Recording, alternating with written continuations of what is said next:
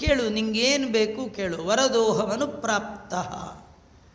ಎಲ್ಲೋ ಹೋಗ್ತಿದ್ದೆ, ಹಾಗೆ ಬಂದಿಲ್ಲ, ನಿನ್ನ ಸಲುವಾಗೇ ಬಂದಿದ್ದೇನೆ, ಕೇಳು. ನೀನು ಏನು ವರ ಕೇಳಿದ್ರೂ ಕೊಟ್ಬಿಡ್ತೇನೆ ಅಂದಾಗ ಬ್ರಹ್ಮದೇವರಲ್ಲಿ ವರ ಕೇಳ್ತಾ ಇದ್ದಾರೆ. ಹಿರಣ್ಯಕಶ್ಯಪ ಹೇಳ್ತಾ ಇದ್ದಾನೆ, ನನಗೆ ಯಾವುದರಿಂದಲೂ ಸಾವು ಬರಬಾರ್ದು. ನಿನ್ನಿಂದ ಸೃಷ್ಟಿಯಾದ ಯಾವುದರಿಂದಲೂ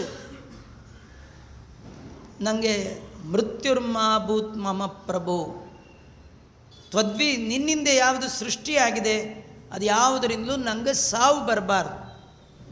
ಇಷ್ಟಂದ ತಕ್ಷಣ ಬ್ರಹ್ಮದೇವರು ಒಳೊಳಗೆ ಖುಷಿಯಾಯಿತು. ಸದ್ಯ ನನ್ನಿಂದ ಸೃಷ್ಟಿ ಆಗದೇ ಇರೋ ಒಂದು ಭೂತ ಇದೆ, ಗೊತ್ತಿಲ್ಲ ಇವನಿಗೆ. ಏಕೋ ವಿಷ್ಣು ಮಹದ್ಭೂತಂ.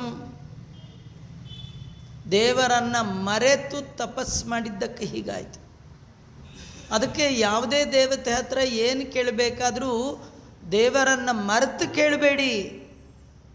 ಯಾರನ್ನು ಕೇಳಿದ್ರೂ ಕೊಡೋನು ಆ ದೇವತೆಗಳ ಒಳಗಿರುವ ದೇವೋತ್ತಮನಾದ ಭಗವಂತನೇ. ಅವನು ಬಿಟ್ಟರೆ ಕೊಡೋರು ಇನ್ಯಾರಿದ್ದಾರೆ? ನಾವು ಅವನ್ನು ಮರೆತರೆ ನಮ್ಮ ವರಗಳೆಲ್ಲ ನಮಗೆ ಹೀಗೆ ಎಡವಟ್ಟಾಗತ್ತೆ. ನನಗೆ ಸಾವು ಬೇಡ ಅಂದ ಬ್ರಹ್ಮದೇವರು. ತಥಾಸ್ತು ಅಂದ್ಬಿಟ್ರು.